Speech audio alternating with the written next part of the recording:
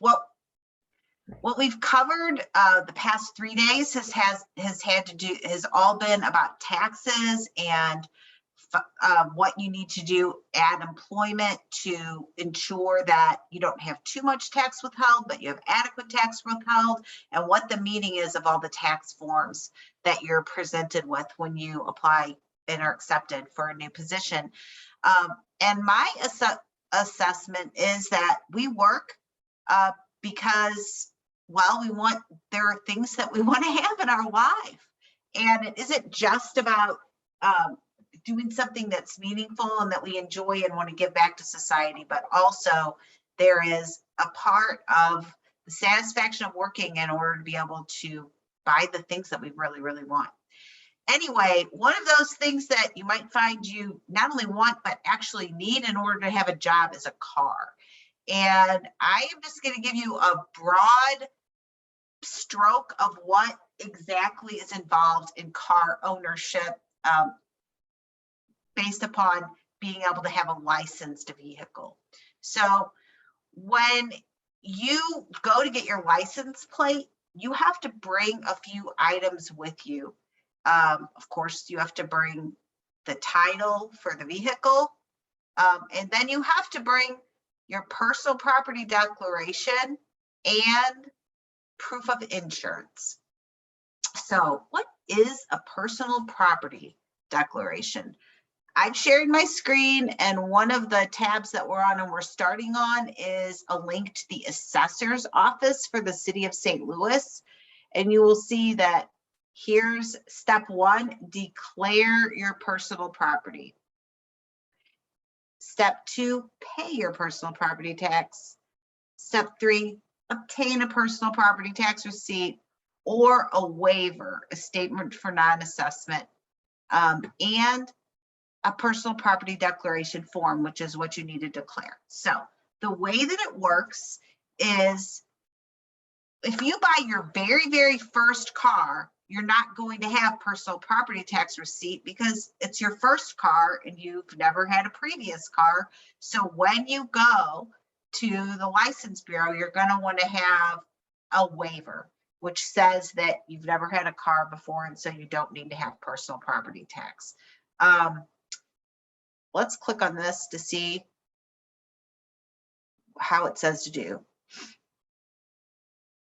So confirm you qualify for a tax waiver. You are a new resident to the state of Missouri. So like Camille said, she was new from California. She can get a tax waiver because she's new. Or she did not own a vehicle on January 1st of the prior calendar year, which is the example I'm given for when you get your first car. So they give instructions on being able to obtain a waiver, and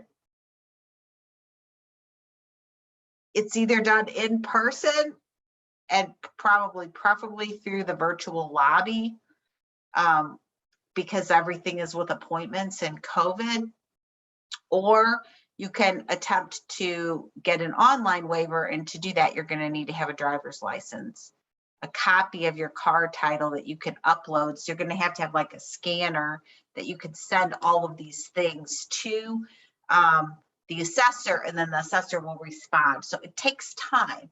And normally when you purchase a car, you have so many days after that of where you have like one of those paper licenses that you can use to continue to drive. But at some point in time, you're going to have to get either in one respect, you're going to get a waiver. In another, you're going to declare your personal property tax. So let's take a look at what a personal property declaration form looks like. If you purchased a vehicle in 2022, really you're going to need the 2023 declaration form, because of what you're going to do is fill out your name and address, and then list your vehicle. And every vehicle has what's called a VIN, or a vehicle ID number. It's on your title, and it's also somewhere in the car on a little tab, but it's unique. Everybody's car has a unique vehicle identification number, and you put that in. And I know sometimes we don't know what the cylinder is or the body style. Again, this is on the title. So it's helpful to have your title if you're buying a car in a handy place with your important documents so that you can look at this. Once you fill this out one time, next year it's going to come back and have all the information pre-filled. So if you own the same car, you're really not going to have to do anything but just confirm that the information is correct, sign and mail it in. So you mail it in, but you don't pay your personal property tax till it has to be paid by December 31st. They'll send you a bill and then it has to be paid by December 31st. Proof of insurance, having at least liability insurance on your car. I'm not an insurance broker and I'm not a total expert on this. So I'm just going to give you the generic information on insurance. And that is that if something happens to your car while you're in it, while you're driving it, the reason that you have to have insurance is because if you're at fault, the other people's insurance company is going to seek remedy from your insurance company.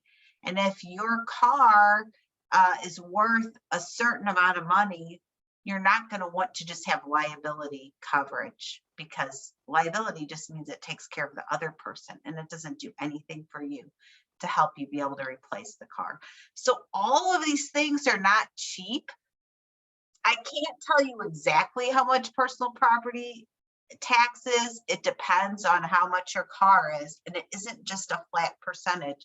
It also depends on where you live within the city. So you know, that's very general information, but just know that there are expenses involved in having a car other than purchasing the car and keeping it with gas and keeping it maintained. You also technically have to have at least liability insurance and have declared this for personal property and pay personal property tax on it.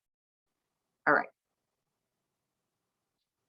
Now, are there any questions before we move on from this point? Do I have to pay personal property tax if I have a rental home and I'm renting it out to people? No, that's real estate tax that you would have to pay. When you Even if I own a house? Oh, if you own the house free and clear, you pay real estate taxes every year on your property. That's,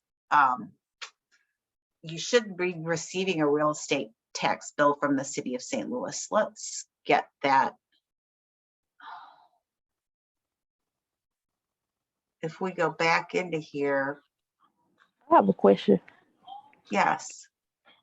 Like when you trying to get a vehicle that you would need like your permit check stuff, because in your license you're gonna need like a proof of check stuff to let you know that you have a job or you like paying bills on time and stuff. Because like what if you try to buy a vehicle but you have to pay car notes and stuff, and they, you know, like, I don't know how to put it, but thought you would need like a check stub.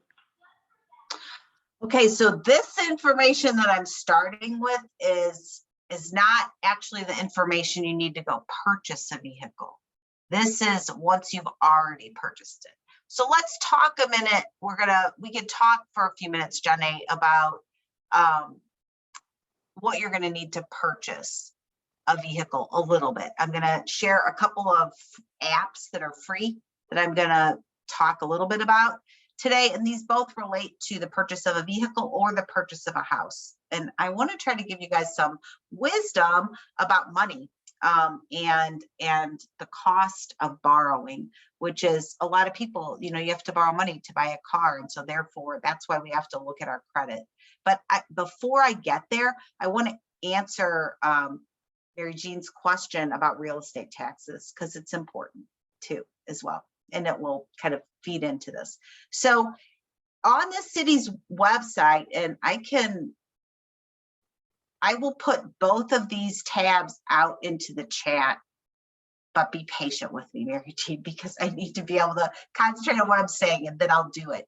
So your real property appraisal is not like the personal property tax where you have to give them something to get it. They're just doing it all the time. The city of St. Louis will reassess and give assessed values on property. And when they do that, they actually create a bill that relates to your to your real property. And so this link shows you how to calculate property taxes and what the rates are for the city of St. Louis. But there's also a place where outside of the assessor's office where you're actually able to see if you owe money on your taxes. And the way that you do that is through this link right here, and you would put in the address of where your rental property is. And I mean, we could pick, these are all places that I've looked at. Let's look at this one.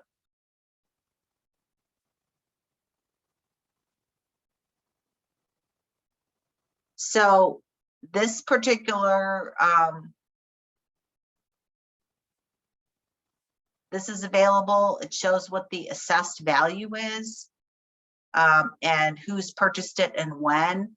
And for this vehicle, it shows, for this piece of property, it does show that the taxes have been paid. And so nothing is behind, but there are places where you would see if tax wasn't paid. And because this is a vacant lot, the amount is fairly low. You might see more if we looked at something else. Let's pick a different one. Let's look at this one.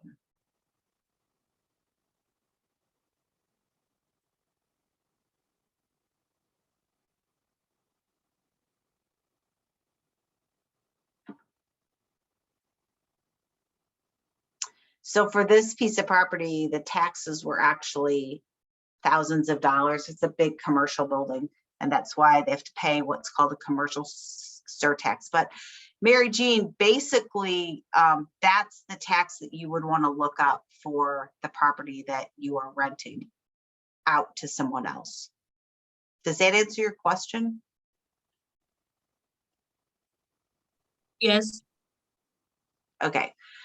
All right. So whether you're wanting to buy a car or you're wanting to buy a house, the starting point for either of those purchases, if you need to borrow money in order to purchase these items, that's going to be based upon your credit score. So I have two apps. I actually really am going to have to start to pace some things up because I'm talking about a lot of things that I want you guys to be able to hang on a second. There's my screen share. There we go. I've discovered it. So we're going to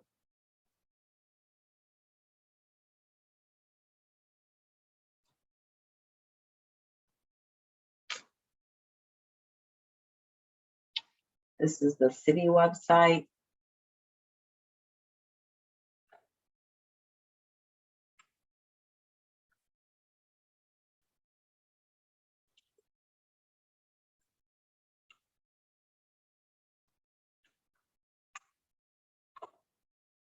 All right. And then now we're going to talk about these apps. So first of all, there is a free app called Mint. And this is a budgeting tool that is free, that is downloadable to your device. And in it, you can put any bills that you have. You can link it to your bank accounts so that it will see what your spending is. It tracks your spending, just like it says here, and will show you like how much money you're spending on coffee or food at Taco Bell or any of those things, and you can begin to see where the money that you're making is going. Also, there is a credit monitoring system that will tell you what is happening, if something's happening with your credit. And all week, I've been talking about protecting your social security number from identity theft. This is so that no one applies for loans in your name and defaults on them, affecting your credit when this isn't even you and it isn't you who's spending the money. And this happens to people, unfortunately, more frequently than we wish. I have So a question on this. Yes. How do they keep that secure if they're accessing all of your account info? Well, you have a password that you have to put in. So it's password protected and PIN protected on your phone. So that's how they do it. And at this point, I've been using it for a number of years, and they have never had to notify their users of a breach. So Intuit is an enormous company, and Intuit runs QuickBooks, it runs TurboTax. So they just have a lot of money to put into security because of that. It's a really neat resource. That's really cool to have that. Yeah. Any other questions before I? Okay. Then another free reference that you can use is something called Credit Karma. And it uses your credit profile to, again, it sort of tracks your spending, but primarily what it's doing is creating opportunities for you to improve your credit and like really have your finger on the pulse of credit awareness, where the Mint is mainly a focus of budget. Credit Karma is really a process for you to mentally keep yourself focused every single month on monitoring how you're doing with your credit, whether it's elevating, how it's going, and also you are able to see if a new account appears on your list of credit cards or debt that isn't yours, that you didn't do, and you would again be able to address that. And I mean, I actually had that happen to me. So somebody applied for one of those places where you get fishing gear, and I didn't. So I applied and they got it taken off immediately. And that was thanks to Credit Karma. I have a friend who is a mortgage lender who also started as a banker. And I interviewed him in order to get some advice about what he would say young people should be aware of and do in order to set yourself up for success when it comes to being able to get a car or a house. And that information I definitely am going to share with you. And it might bridge from both today and tomorrow that we are talking about this. Hang on, I did not have that open because I'm really getting through things quickly.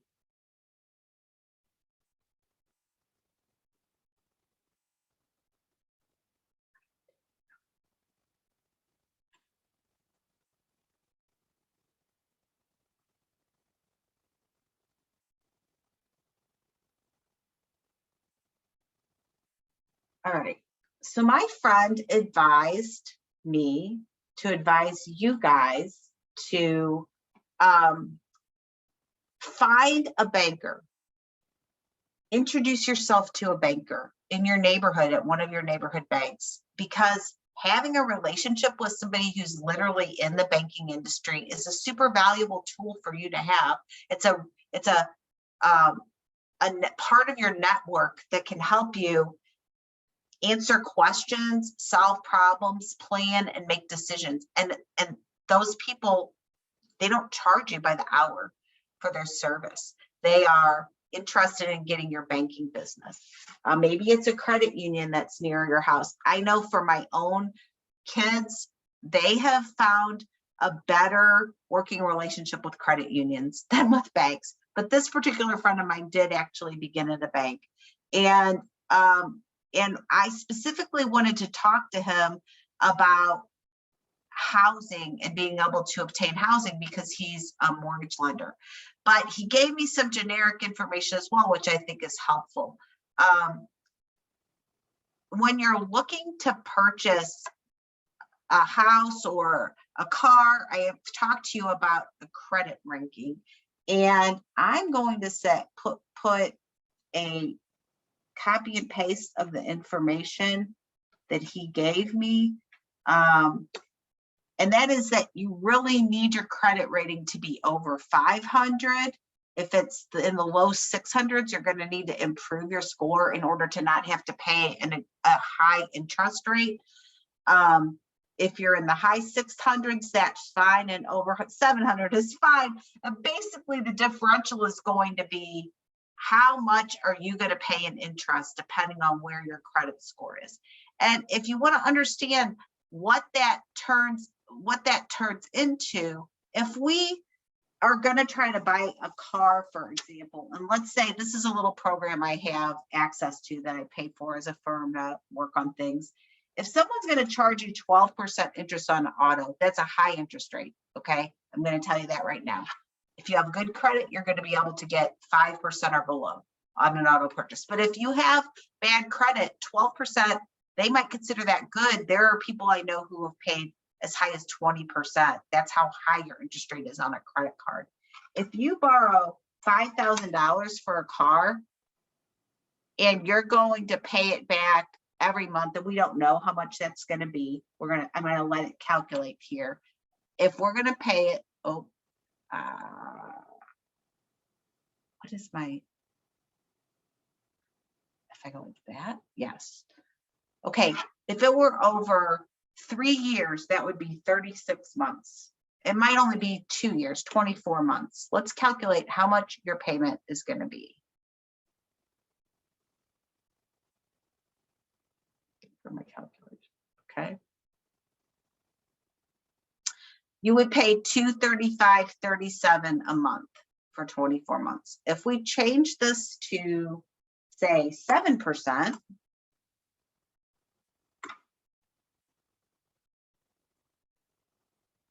it doesn't look like you've saved a lot of money, but you have saved a little bit of money. This gets to be much bigger when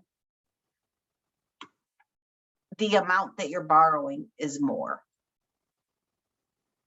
At a low amount of 5,000, the cost of our car doesn't seem to be as big of an issue. And so in a mindset, you could feel like an interest rate doesn't matter a lot. But if you're trying to buy a house, you're going to pay at least $50,000 for a house. There's no house. I don't think you're going to get a house. And if you have to pay that right now interest rates are at about 4%. Okay. So let's say it's 4%, and you're going to pay that instead of over 24 months. Most mortgage loans are 30 years. So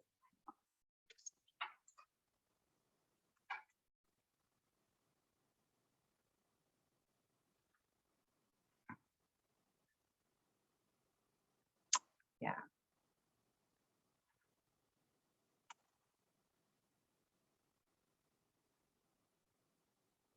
So your house payment's going to be $238.71. But if we change this to 10%,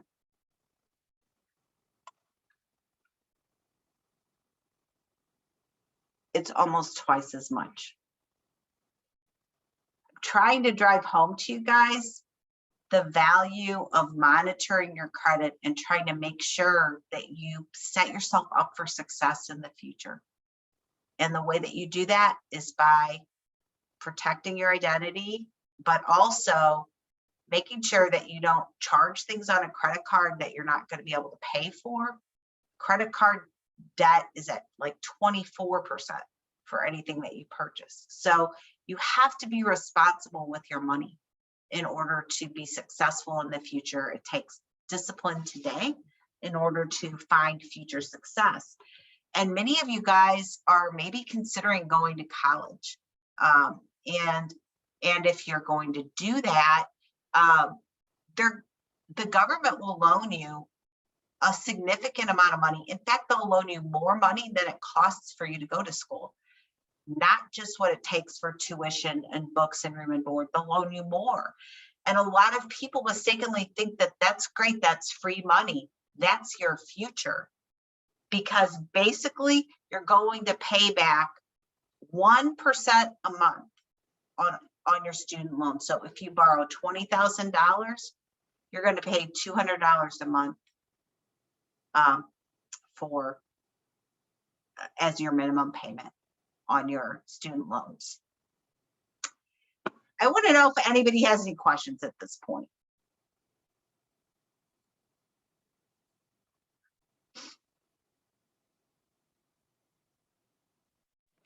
Can you repeat the question?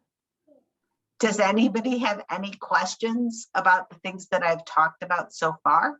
Can you explain PMI and why that if you pay 80%, you don't have to pay it for a house?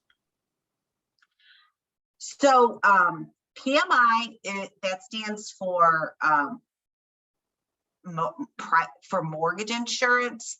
And Mary Jean is right. You have to have at least 20% down to purchase a house, or you might have to have PMI.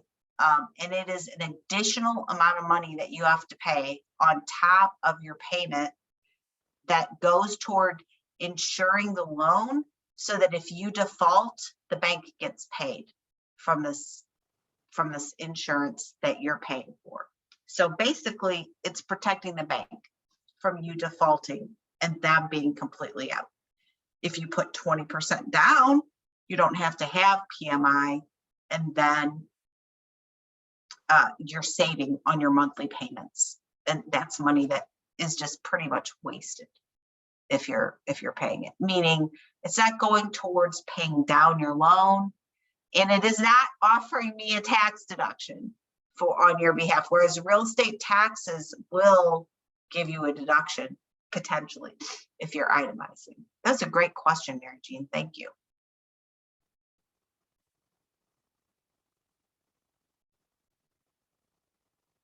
If I buy a house while I still have like federal student loans, does that mean that I'm also paying interest on the student loans after I get out of college and I'll be paying for the house? Or do I get like a deduction because I'm a college student? No, you are going to pay interest on both. And the thing about student loans that I'm really wanting to talk about more in depth, and really hope there are questions on, if not today, tomorrow, is that there is a way of thinking that needs to be entered into for deciding about student loans. And that is, you need to know how much money you can be expected to make when you get out of college, based on the degree that you're pursuing, how much you're paying for that degree.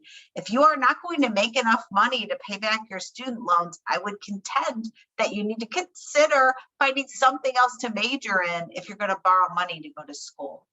Now, there are several employers that do tuition reimbursement. They will pay for you to go to college. And of course, there are scholarships and grants that are available. And I am 100% behind everybody who wants to go to college going there.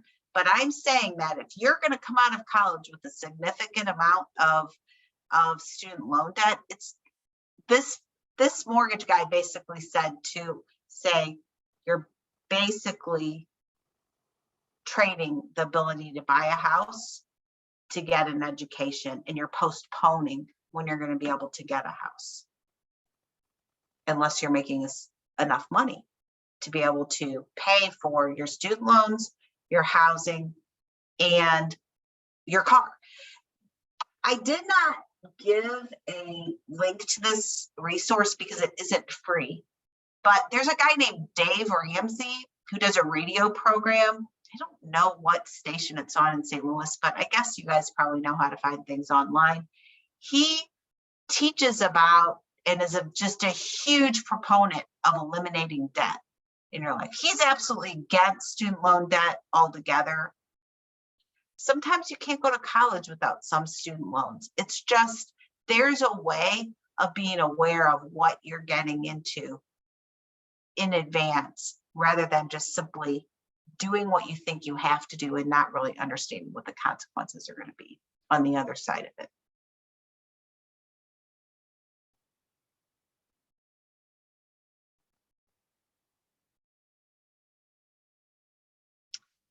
Questions? Do you think it's better to take out federal student loans instead of like private student loans? It's all going to be a matter of the interest rates that are associated with those loans. And there are subsidized loans. Oh, and those generally have, I mean, you just need to know what the interest rate is going to be. You really want free money in any case that you could possibly get it. Scholarships, and considering working to pay for a portion of school. I know that the A+ program through the community college is a great way to get a couple of years underneath your belt, finding where tuition reimbursement is available.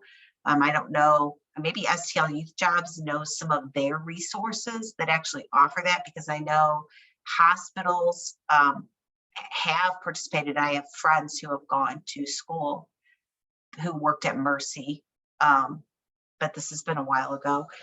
Having someone pay for your education and not having to take out debts is a huge, it's a huge boost forward in your life, because debt is troubling. Camille, I saw that you unmuted. Yeah, I think we've had a couple partners share that as well. BJC, another hospital, has said they have a track for employees to do that. I believe some of the universities do as well. It's always a great interview question and something to look into before you're applying for jobs, because it's a phenomenal resource. That's a game changer. Well, I know Starbucks has it, either UPS or FedEx does, maybe both of them, Amazon. I mean, there are a number of larger employees that offer this, and they might have a limit of how much that they will pay toward your schooling, and you might have to take longer to go through college in order to really take full advantage of that. But I'm just saying, there are thinking ahead of and setting out intentions of how you want your adult life to be. This is where you guys are. You have a tremendous opportunity before you to create a path forward that is going to be good and better and what you want.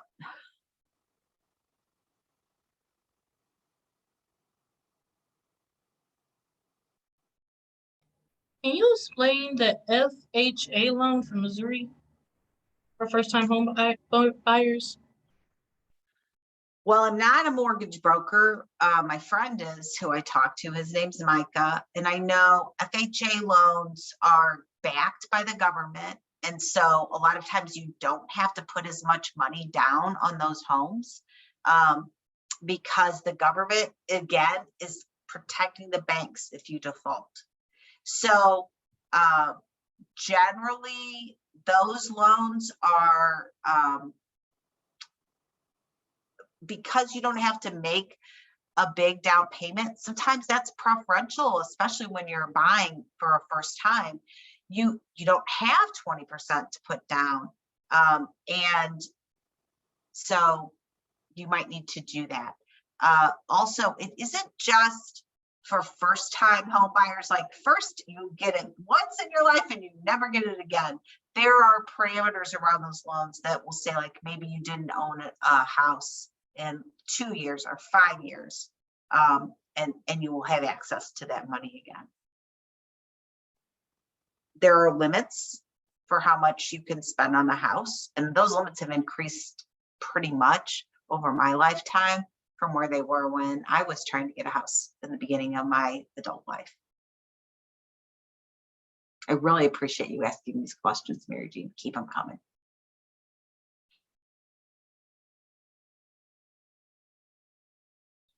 Do you need a special like license to be able to rent a home to somebody if you own the home? You do have to get an occupancy permit from the city, which means that I don't know exactly what they're going to do to give you an occupancy permit, but I think that they're going to look at the property and make sure things are acceptable for people to live there. If you rent without having an occupancy permit, then you might get a notice from the city.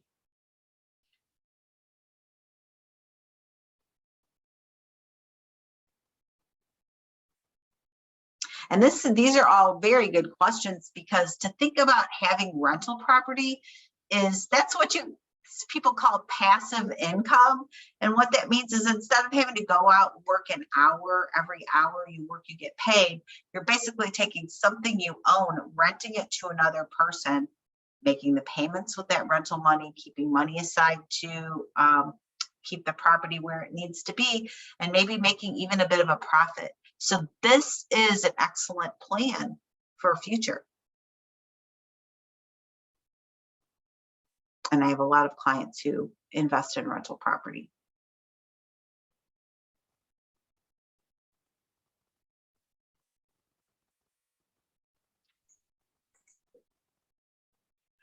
I want to encourage you guys to take the links. Oh, I have a question. I'm so sorry. I missed the question. A question about how student loans work. Okay, let me talk about that quickly. So when you're going to go to college, or I think even trade schools offer student loans, there's a financial aid application process that people go through. And the federal government has a online format that you go through where you obtain a PIN, and it's all formal signatures under penalty of perjury, where you're submitting your tax information in order for them to determine what your eligibility is for grants. Grants are free money. They are money you don't have to repay. Sometimes you have to adhere to certain rules if you're getting a scholarship to a college, which might be that your grades have to stay at a certain level. You have to take a certain number of hours to qualify, but you are going to apply for a student aid. It is all done through one program. FAFSA is what it's called, FAFSA. And both you and your parents, if you're a dependent, or whoever whoever is responsible for you, that information is going to get entered into this FAFSA application, which here again should be free. And there are all of these tag it on little places that you can land on the internet that want to charge you to calculate to prepare a FAFSA form. You should not have to pay for that. It should be free, and you're going to enter tax information. If you don't have someone who is responsible for you and you're responsible for yourself financially, then no one's claiming you as independent. Well, then you're just going to use your own tax information to calculate your FAFSA form. And if you're already in college, there will be a financial aid department at the university or the community college that will be a resource to you for helping you complete these forms. In the FAFSA form, you're going to put the schools that you're considering attending if you haven't fully decided on a school. And those schools are going to get your FAFSA application, and there are cases in which they use that for making financial aid decisions at the university level, not the federal government level. So the federal government has its own programs that are income-based. Basically, it's going to be based upon what your assets are and if you are in need. And if you are, then there will be possibly grants and then a certain amount of student loans that are available to you. Those loans are going to carry an interest rate with them.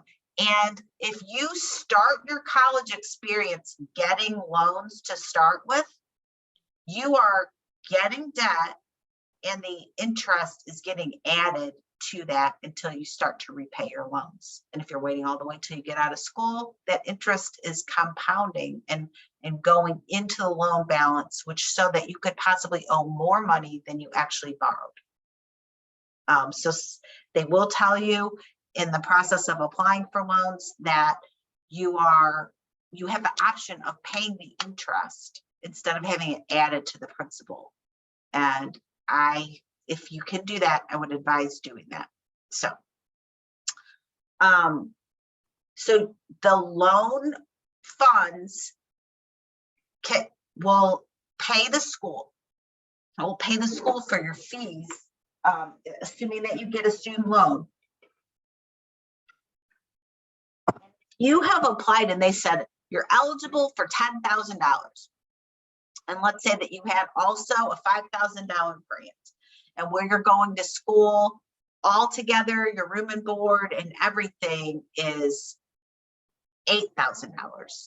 If you've got $5,000, that's free money. So $3,000 is what the rest of the money that has to go to the school is. The other $3,000 of the 10, I hope everybody's with me. Okay. So you still have $7,000 left. And this is money that you can use to pay your other expenses, like pay for books, which don't get paid directly out of your funds necessarily, to pay for incidentals. People may have in my life have made the mistake of keeping that $7,000 and saying, okay, I'm just going to buy a car with the rest of this money. But you need to realize that is going to have to be repaid. It isn't just free money. So the banker that I talked to, my friend who's a mortgage guy, told me to advise you guys, send back the money that you don't absolutely need. Live as basically as you possibly can during college so that you minimize your student loans.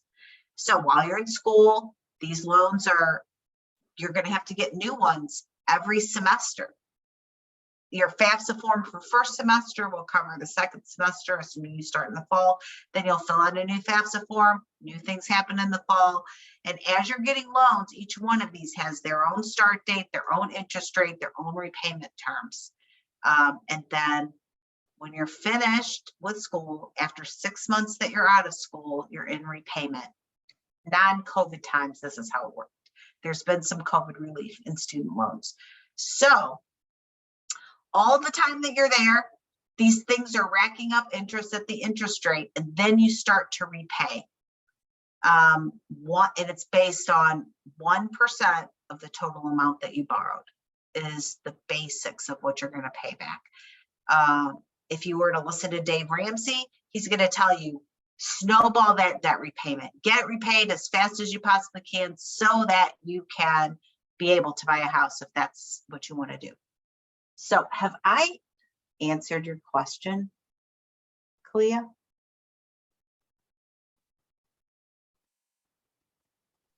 Yes. Good. All right, well, we have like 2 minutes left. Tomorrow, because we've covered quite a bit of ground today, I will probably be opening myself up for questions, anything that I haven't answered, anything that you want more information on. If I have any new folks tomorrow, I might do a bit of representing the links that were available today and talking through a little bit of about what I have. But this is what I have for you. And I wish you guys all so much success in your future if I don't see you tomorrow. Thank you, Elizabeth. That is all very valuable information. I did put a link in the chat, and anyone who participates in this survey, it's really short and brief. It helps us gather information so we can make these sessions better.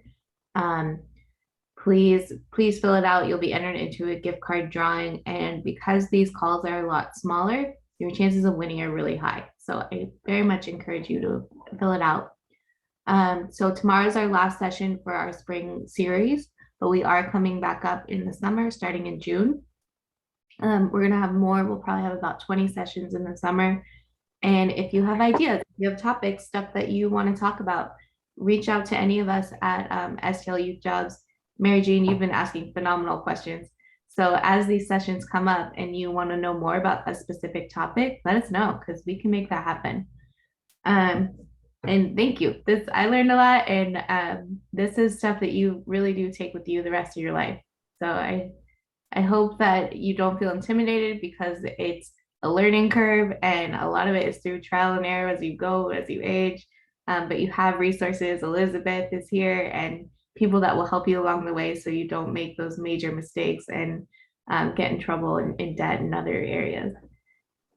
So if anybody has any questions, let me know. And tomorrow, again, will be more on student loans. So that's a really valuable topic.